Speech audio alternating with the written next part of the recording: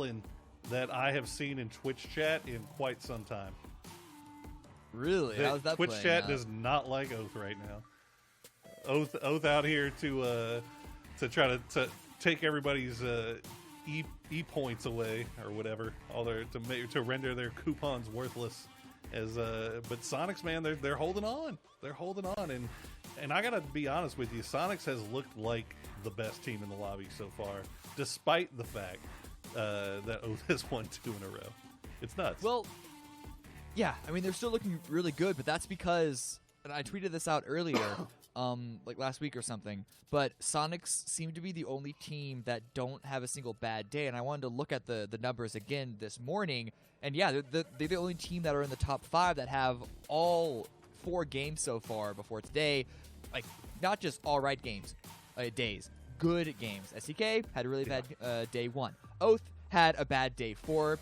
HEC, they didn't have any bad days, but they've had 2 sort of like B-level days, which could be all right, but when you're going up against Sonics, who have A days every single day of competition so far, that's a hard check. And HEC, it seems that this might be their first bad day, judging it halfway through. And Sonics, it still seems to be still a good day for them. Sonics had a bad half day. We count that? No. Like last week, the last 2 games, they 2 only wins. got 5 No, we're points. Good. Nah, it's a stretch. I'm planting my foot down. They got 2 wins there. That's a stretch. Yeah, but after their 2 wins, they didn't do anything. You know? Garbage. They got. They're the worst. Yeah, you're right. You're right. You know what? You're right. Worst team ever. Completely just fell off of a cliff at that point. No. I mean, according to Twitch chat, Oath is the worst team ever. They're garbage. They're terrible. They're noobs, and they get circle luck, and all the other horrible things that you could think of to say about a team that has literally just won 2 games in a row. So it's okay, Oath. If you go back and you watch the chat, don't feel bad. It's just they're not mad at you. They're mad at the fact that you might take their tickets away, and I'm sure you actually don't really care about that. No, they don't care. They actually they'd be loving that if that were the case, and I can see why. Yeah, they'll play a villain. They will play a villain. Oh, Snakers will. will 100% play a villain. You He's don't think been playing Snakers will be villains since he tweeting? was born. Oh my goodness! Don't- You know, Stop talking potential. That is a constant happening. that is true. I mean, look, hey, we were talking last week about how Sonics has probably been writing their victory tweets in their head for the past couple of weeks now. A couple of drafts. And Shrimsy got it sitting in the draft, ready to hit the big red button to send. And you know what? They have deserved it. They have played absolutely out of their minds. Obviously, Tiggleton on another level in the end game that time. But as the boys said, man, H-Win has been doing a fantastic job. Shrimsy been doing a fantastic job. Mine been doing a fantastic job. That whole team firing on all cylinders right now, and it's really good to see that they're finally able to kind of pull it together here during the Grand Championship, because for a while there, man, it was starting to look like NA might be a 1-horse race. Yeah. Especially considering when we came into PCS1, like, oh, there's 3 teams all vying for the top. Who's it going to be? And it was just all sort of SEK. Veritas put up a really good fight. It was a tiebreaker at the very end. We can't take that away from them. It was a very good fight. But then when you combine that with the results of PCS2, when it really was just SEK running away with anything and everything, it was looking very, very dire. And then if you want to, there is an argument for how far back you want to consider results for when you make sort of predictive judgments. But still, the fact stands, the only time that NA has actually showed up in a solid way in an international competition during 2019 was STK during Face it. Yeah, during the Face It Global Well, Summit, which was over a year ago, a solid year and a half ago. So I think, different team for them, and different teams, plural, but... True. I mean, we could also stretch it if you wanted to and say that Lazarus came in first at PGC group stages before going to finals. If you wanted to stretch that, yeah, that's up to that's up to it's that's a up note. to you. It's a footnote. you I think definitely it's noteworthy. it adds into the conversation. But yeah, especially the fact that it is still the same team that we're talking about. NA we haven't done well globally. Everyone knows that. We all know that. You know that. You're the biggest. You have red, white, and blue all coursing in through your veins. Everybody, make sure that all of our European counterparts make sure to let me know at every possible convenience how well North America has done in international tournaments.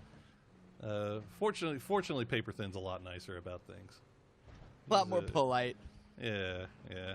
Avenger, Froz, Sims, Pansy, nah, they're not polite. They let us know. I mean, but it's it's not without reason. Well, you know why Paper is polite about it is because his region has actually won PGI and PGC champions. They're actually good. Yeah, whereas I wasn't going that far. I mean, EU has their internationally recognized teams, but yeah, they're getting tired of getting bullied on by Korea and China, so they got to pick on us because we're the yeah, ones. I mean, that's the start of bullying. It's a trickle down effect. When you grow up in a broken household, you become a broken individual, and you bully your classmates. That's really what it is. Is true. It's just unfortunate that we're the scrawny kid with can't really develop muscle, doesn't eat a lot, noodle arms. Yeah, exactly, and just gets pushed around, constantly whining. We're the kid cross country team right now. we're like the orchestra kid. Okay, there it is. Because cross country, at least they can run away from the bullies. But no, the orchestra kids. That's a rough one. Yeah. It's like you're not even banned. You don't even go to the football games. You're not even on drumline. Get out of here. Well, that's what makes orchestra better because you're not obligated to spend more time. Better.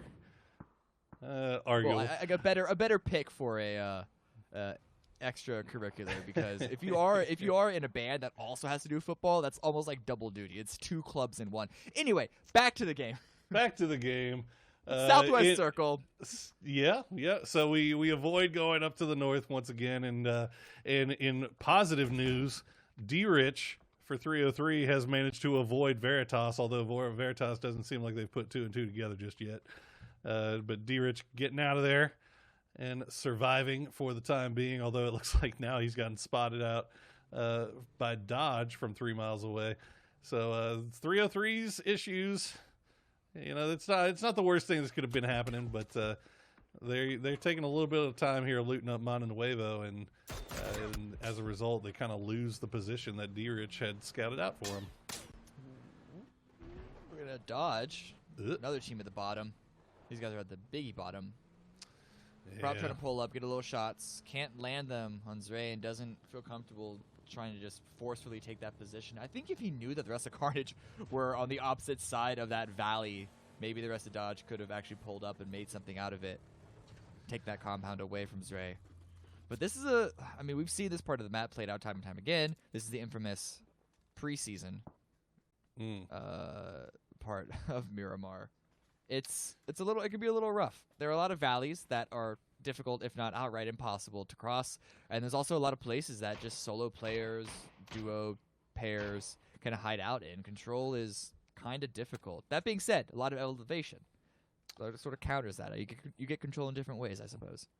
Yeah, and I think if this circle has one thing going for it, is that like you said, it has been seen so often that this is kind of one of those scripted circles in a way, where you kind of know where everybody's going to be right off the bat. You can adjust your rotation patterns around it accordingly, stay relatively safe in the early game, although Leda does find himself in a little bit of a pickle here, right on top of Zray God. Not sure if Zray God knows he's there, or Ripper knows he's there.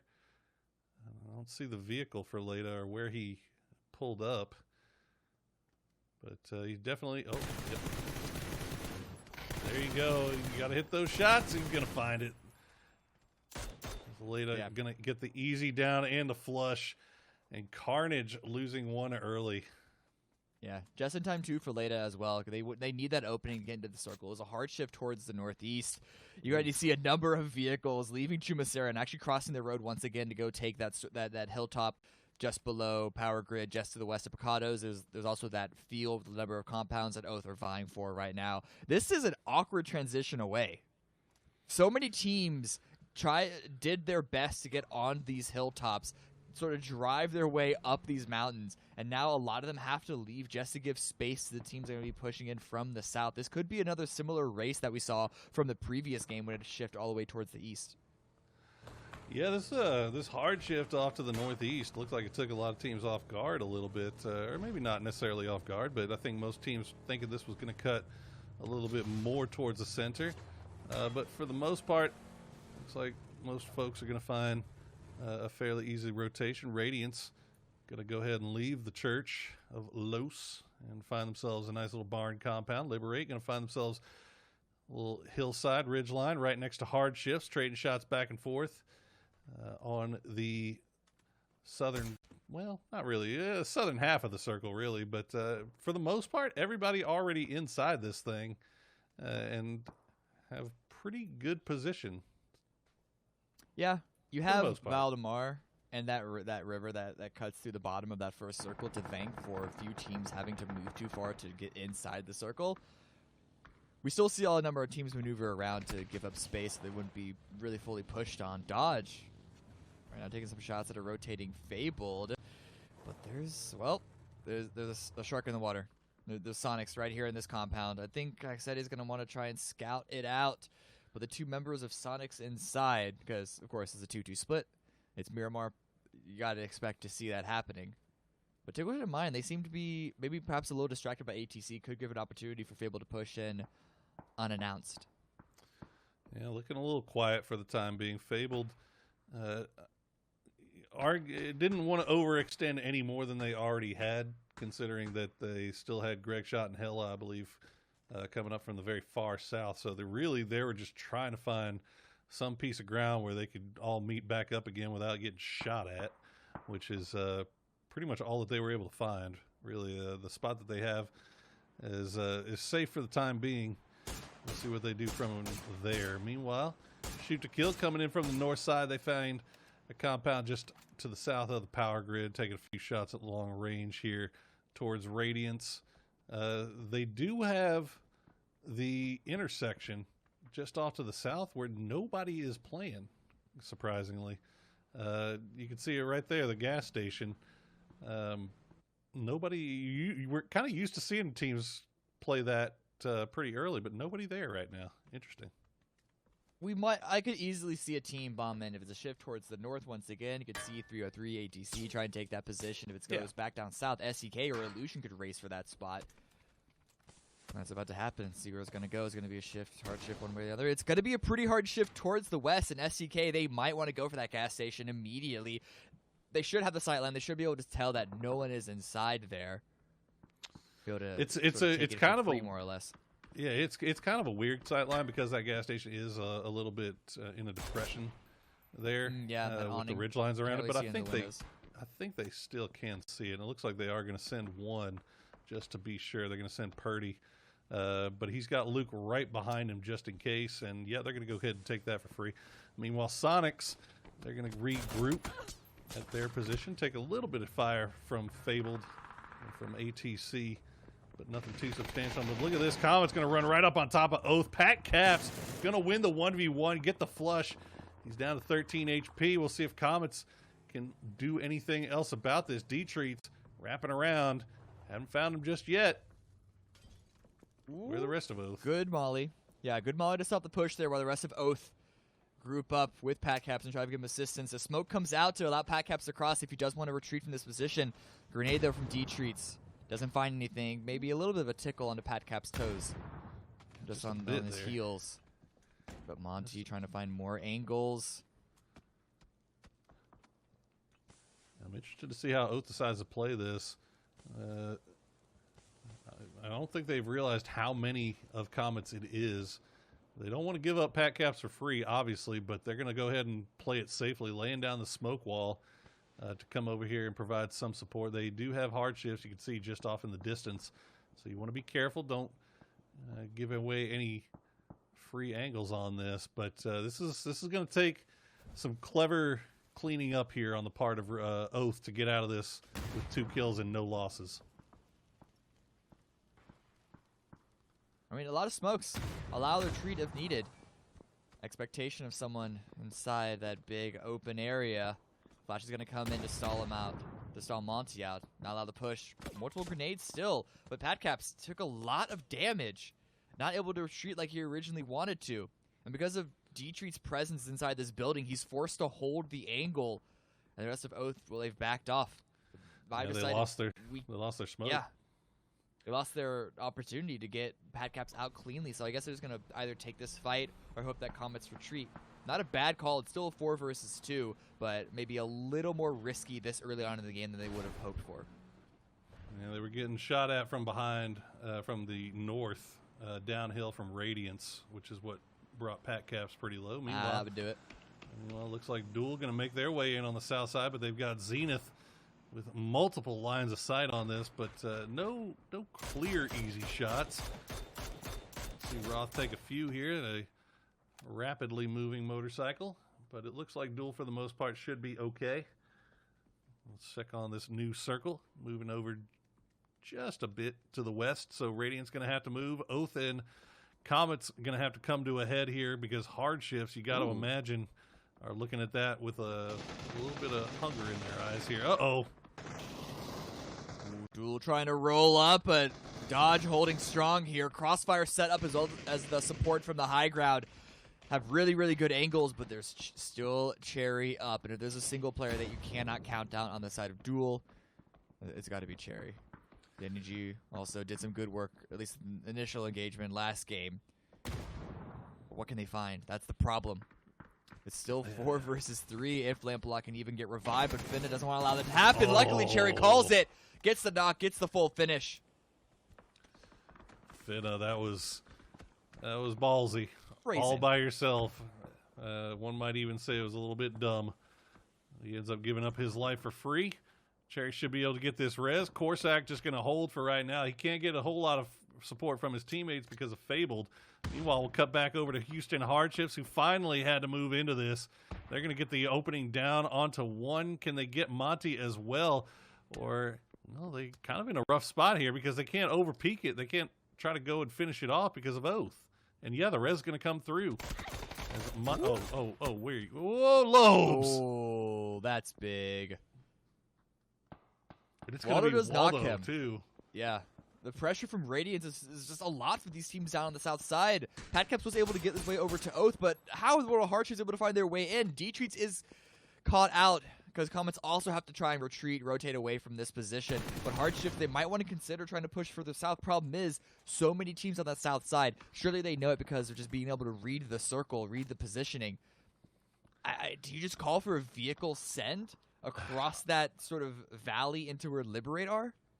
I mean, there's not really much else they can do. They got to do something, though, quickly because that blue is collapsing on them. They are going to hop into the vehicles. We'll see where they decide to go. Looks like they might have designs on wrapping around south, as you did suggest. But as you did also said, there's a lot of teams down there. Zenith, Liberate, Duel, Fable, Dodge. We'll have to see where they decide to go, where they decide to enter in. There is a lot of terrain around here that they can play around. And it looks to me like they have found something safe for the time being. Yeah, they don't push too far. They don't overextend their welcome. They know they're safe. They go no further than that. But Liberate in the middle of a fight with Zenith could give an opportunity to Hardships push in if they want to be so aggressive. Rob goes down. Working the high ground, assistance of Liberate come in. They're not peeking onto Zenith because they're being pinned down by multiple other angles. Yeah, Fabled coming up behind them. They can't really do anything to protect their fallen teammates. So Addit and Simply Matt just going to have to try to hold the top of the hill for the time being. Meanwhile, Oath and Radiance are now squaring off. Snaker's going to land a few nice shots in, but not enough to get the down. He's going to get forced back, I believe, by some long-range shots here from the anchor in McCoy. Radiance, though, they're in a really rough spot here because they're hanging out on the side of this hill where I think Shoot to Kill has vision. Or at least Purdy Curdy does. So they can't really wait here forever. They've got to decide what they want to do. New Circle might end up forcing their hand a little bit. Hardships and Oath, though. Hardships, they didn't go aggressive onto Liberate. They went onto Oath position. First knock coming out from Lobes onto Relo. Lobes gets the second. It's going to be a full secure as well on that one. Snakers, a little bit of a distant shot from him. Trying to give it back, and he's able to get one knock onto J-Sync. And Pat kept his own angle, could find something, but it was the two close-up players taken out immediately from Oath that are really going to slow this down.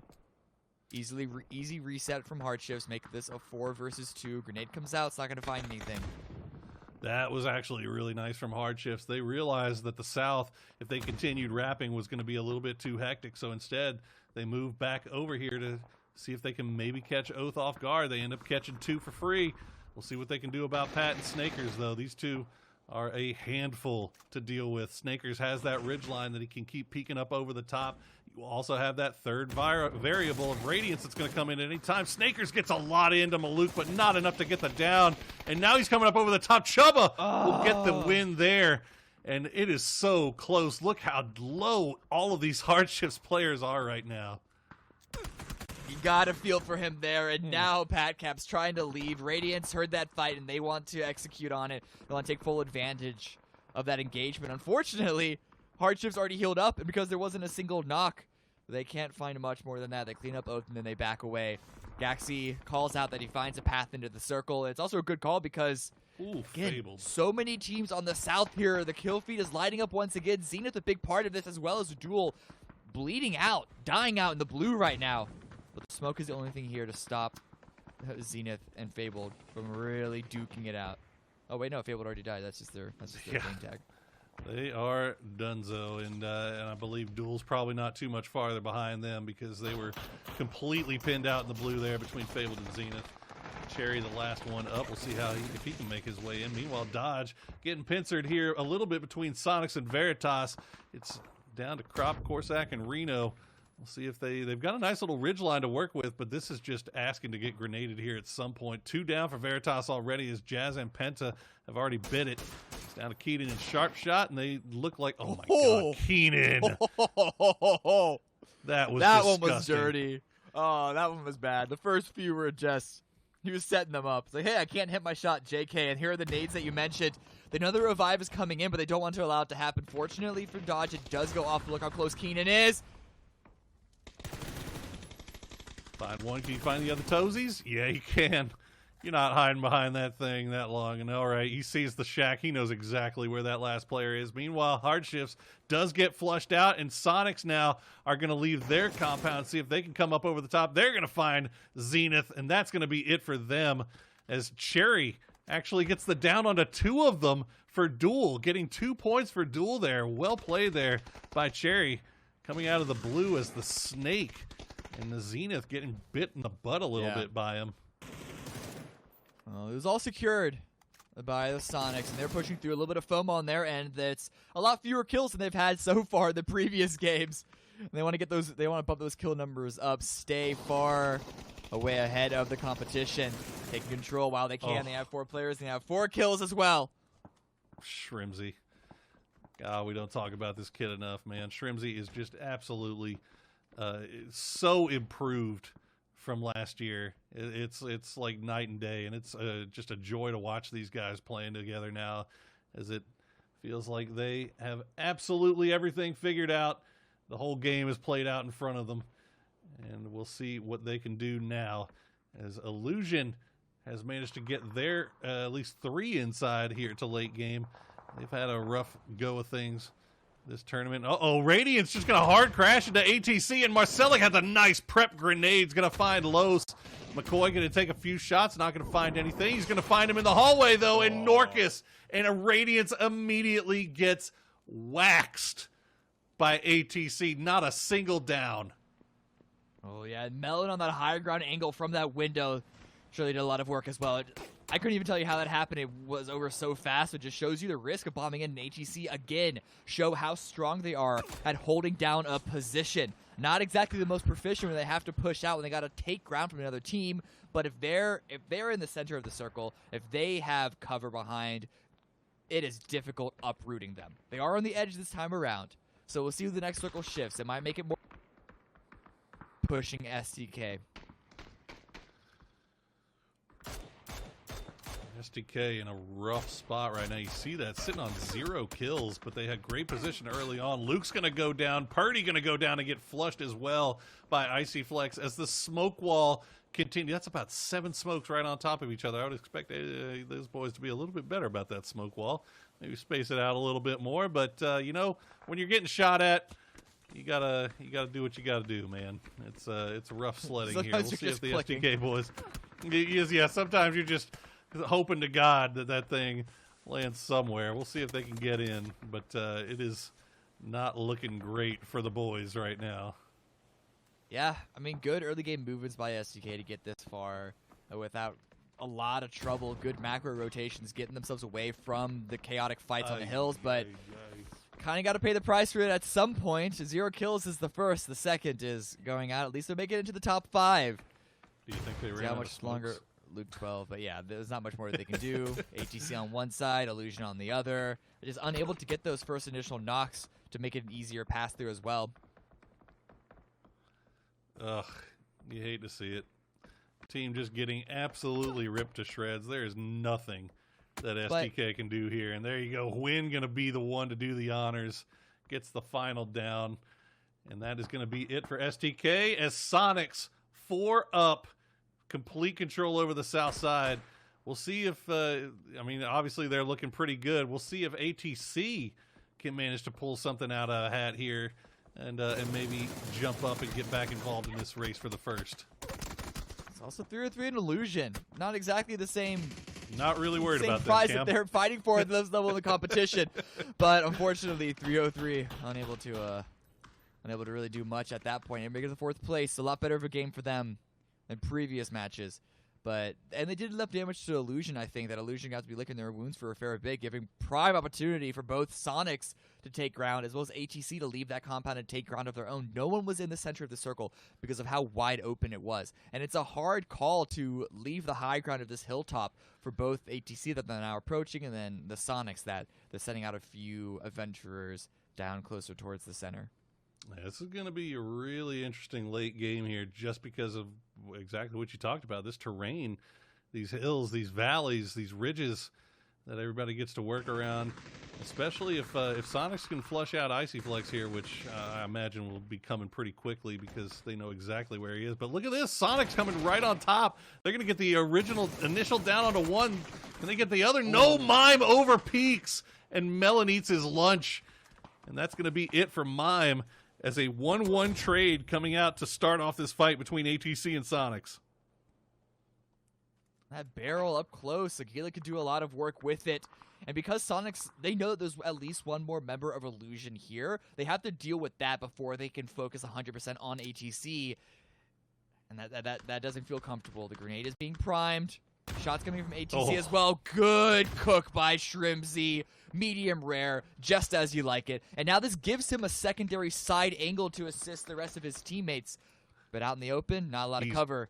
Gotta be careful down there. Shrimzy, the most important role that Shrimzy is playing right now is to be alive and be there. It's not even so much the damage that he can do, it's the distraction that he causes. He's just running right into him, though. He's W-keying. We said Sonics like the W key.